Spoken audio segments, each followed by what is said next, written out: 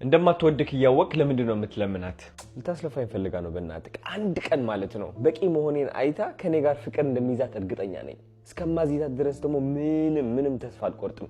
ማርያምን በጣም ወዳታለሁ። እሷን በቀልድ መተው አልችልም። ብቁነትክ እንዲታይልክ እሷን መለመን የለብክም። በእናትህ ተስፋ መቆርጥ አይመስለኝም። እሺ ተውካት እንበልና ከሌላ ሰው ሆና ካየኋት የሚሰማኝ ቁጭት አስበዋል። ስማኝ፣ አንተ የምትቆጨው ብቁነትክ ከማይታያት ፍቅረኛ በመቆየትክ እንጂ ራስክን አክብረክ እሷን ላንዴና ለመጨረሻ በመተውክ አይደለም። በቃ ተዋት እያልከኝ ነው? መተው ብቻ አይደለም በማትከበርበት ቦታ ለሰከንዶችም ቢሆን ለመቆየት እንዳትመርጥ። ውስጥ ላይ ያለው ንጽህና ካልታያት የሷ ችግር እንጂ አንተ ጎዶሎነት አይደለም። መፈቀርና መከበር እንዳለብክ እሷን ለማሳመን የምታወጣውን ጉልበት ወደ ስኬትህ አድርገው፣ ወደ ዓላማህን አድርገው። እሱማ እውነትህን ነው። ማርያምን እንድትወደኝ ማለት ነው እሷን መለመን ሰልችቶኛል፣ ድክም ብሎኛል። አሁንስ በቃ መለወጥ አለብኝ። ከዚያ አዘቅት መውጣት አለብኝ።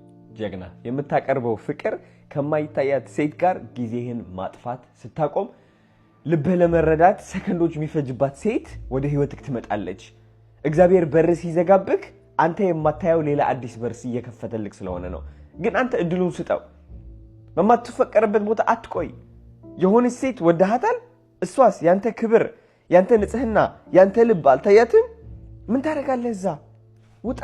እግዚአብሔር እየመራ ነው። ሆን ብሎ በሩን እየዘጋበ ነው። አንተ ማይታይ ከሆነ ግን እያንኳኳ እድሜ ልክ